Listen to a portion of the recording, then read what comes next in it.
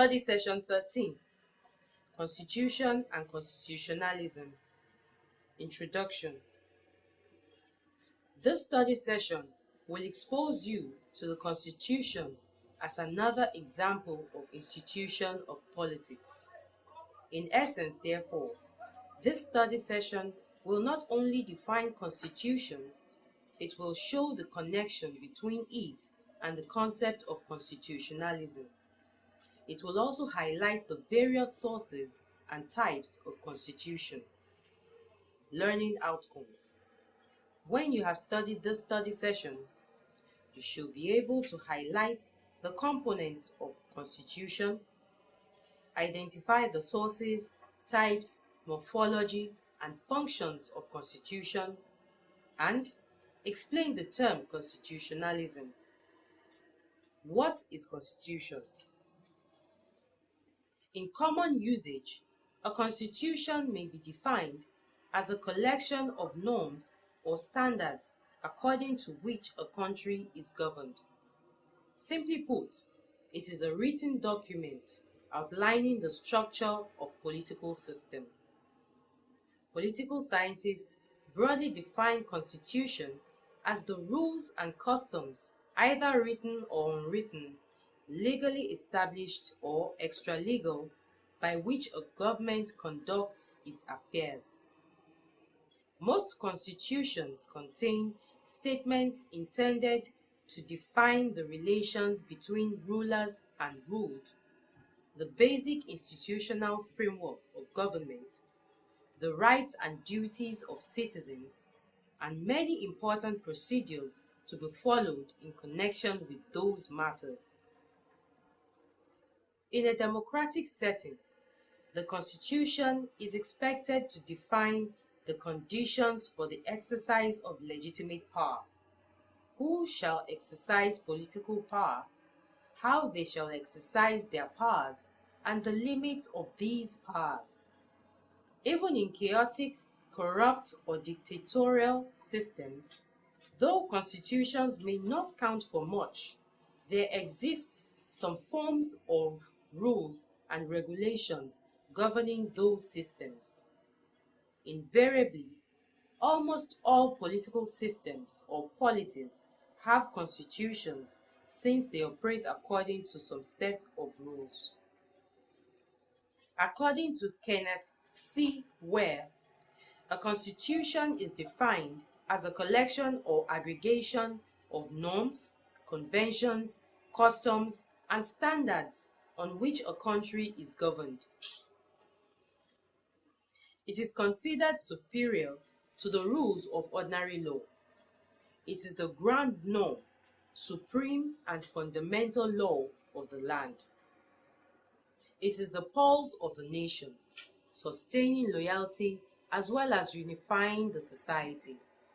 Constitution is an experiment, as all life is also an experiment, providing frame or platform for dissenting voices of people with various political opinions.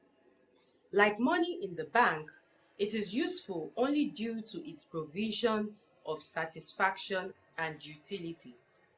Constitutional authority is constituted under the current Nigerian Federal Constitution of 1999. It is well established that the purpose and function of the state is the establishment of law and order, protection and provision of welfare, and participation in the state system. To fulfill this purpose, most states adopt one form of constitution or another. It is important to note that a few countries like Britain and Israel have no single written document, but still have constitutions. In other words, a constitution may be a vague body of unwritten laws taking the form of customs, statutes, precedents, usages, understandings, or conventions which courts may not recognize as laws, but which are not less effective in regulating the government, as in Britain. On the other hand, a constitution may be a detailed written document, as in the United States, Nigeria, and most modern states. In these states, the constitution is usually an elaborate document in which the organization of the government, its powers, and its relations to individuals are all carefully set down. It is inconceivable that any state should exist without a written or unwritten constitution defining the relationship between governors and the governed. By their very nature, constitutions everywhere are regarded as embodying the fundamentals of the political system. These fundamentals have the force of law, which is enforceable by the courts. Genesis of constitutions. Credit must be given to the founding fathers of the United States of America for giving to the world the longest surviving written constitution in the world. American Constitution was adopted in 1787. This is followed by Poland in 1791, France 1791, Sweden 1809, Venezuela 1811, Ecuador 1812, Spain 1812, Norway 1814, which is the second largest surviving constitution in the world, Mexico 1824, Argentina 1826, and Liberia 1847. Sources of constitutions. There are many sources of constitutions. 1. Organic laws. These are laws that occur or develop gradually and naturally without being forced or contrived.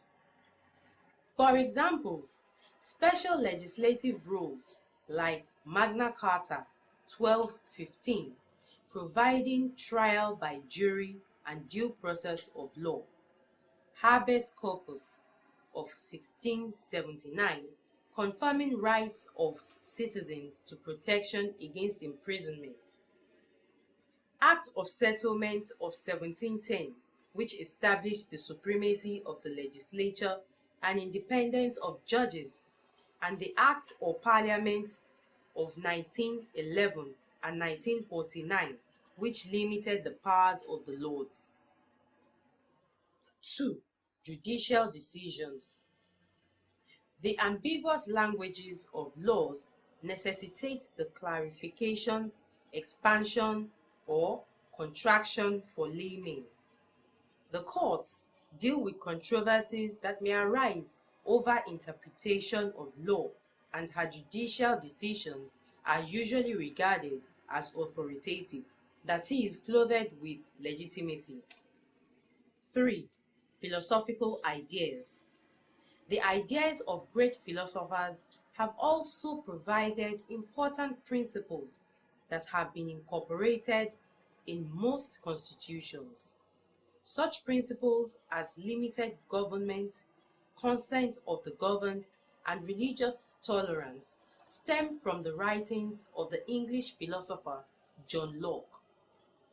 The French philosopher Montesquieu wrote convincingly about limited government, separation of powers, and checks and balances, which today are included in most constitutions. 4. Constitutional conventions and customs. There are the fundamental rules of government clearly understood, obeyed, and accepted. For instance, it is conventional for a cabinet which clearly cannot command the confidence of a parliament to resign. They are the fundamental rules of government that are not expressed in the formal and official manner of written constitutions, organic laws, and judicial decisions. They are obeyed in public life as if they were laws because they are necessary for efficient government. 5. Experience.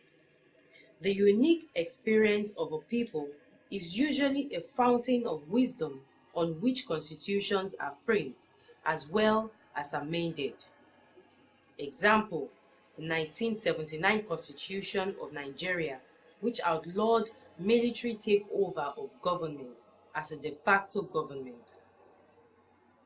6. International laws and practices.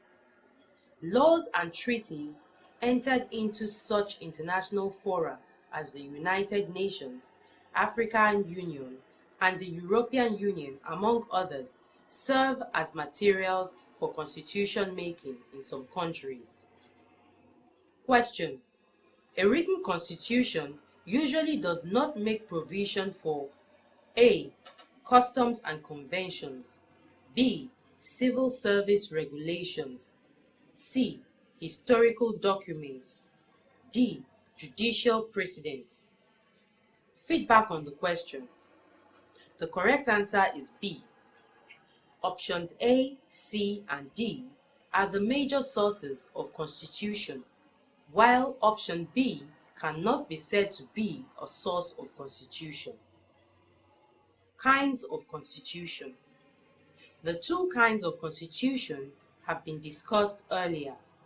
These are written constitutions, e.g., USA, Nigeria; unwritten constitutions, e.g., Britain, Israel, Belgium, etc. Types of constitutions. 1. Flexible. Flexible constitutions are easy to change. For instance, in Britain, Italy, New Zealand, that have constitutions that are flexible, there is provision for easy amendment procedures in respect to change or amendments. 2. Unflexible or rigid. Difficult process involved in amending constitutional provisions of rigid constitution. USA, Australia, and Switzerland are good examples. Variants of constitution. 1. Unitary constitutions provide single central government that is supreme. Britain, Belgium, France, Sweden, and Italy, to mention just a few, are examples of countries with unitary constitutions. 2. Federal constitutions. Federal constitutions divide powers among the federating units for unity and supremacy. Federal constitutions are usually written and rigid and are often adopted by heterogeneous societies like USA, Nigeria, and Switzerland. Question: a written constitution usually does not make provision for A. the party system, B. the powers and limitations of government, C. the change of government through coup d'etat, D. the governmental rights of citizens. Feedback on the question. The correct answer is C. Options A, B, and D are items that can be found in a written constitution. Option C, which entails a forceful and most times bloody means of power transition, cannot be found in a written constitution. The morphology of constitution. A typical constitution usually provides for the following. 1. Preamble. Statements of values and ideals stating the authority establishing a constitution. 2. Structure of the government. Makes provision for the organs and agencies of government. 3. Distribution of power. Governmental powers are divided among organs of government: legislature, judiciary, and executive. In Nigeria, the 1999 Constitution makes provisions for the exclusive list to the federal, concurrent lists to the federal and states, and the residual list for the local governments. 4. Rights of individuals, judiciable rights, non-judiciable rights, non-justiciable rights, obligations of the government, collective rights, privileges and fundamental objectives and directives of state policy are usually included in the Constitution. Functions of the Constitution. It is also important to highlight major functions of a constitution. They include the following. 1. A constitution defines the power of the government. 2. It also defines the basic organs of government. 3. Probably more important than the first two, a constitution sets limits on the use of the powers of government. Constitutionalism. Constitutionalism is government that respects the Constitution or government based on rules of law or due process for maintaining of law and order. Constitutionalism deals with the rule of law. What this means is that a government which a constitution sets up should conduct itself in accordance with the rules of law, that is, according to agreed procedures. Any government set up by a constitution has limits to its powers. Constitutionalism says that not only should these limits be recognized and accepted by government, the fundamental human rights of the citizens should also be recognized and guaranteed. Dictatorship and constitutionalism do not go hand in hand. From what I have said earlier, constitutionalism is a term with definite implications. As a concept, it means essentially limited government, a system of restraints on both rulers and the ruled. It is mostly bound up with the notion of the rule of law. By implication, the concept of constitutionalism embraces the idea that a government should not be permitted to do whatever its officials please, but should conduct itself according to equitable and agreed procedures. The purpose of this restriction on its freedom of action, you need to know, is to safeguard fundamental areas of freedom for its citizens. Constitutionalism is expected to protect human rights such as free speech, free association, free press, due process of law. Study session summary. In this study session, you learned that constitutions are part of formal institutions of politics. A country's constitution is the body of basic law, principles, conventions, rules, and regulations which govern the country. You also learned that there are different kinds, types, and variants of constitution.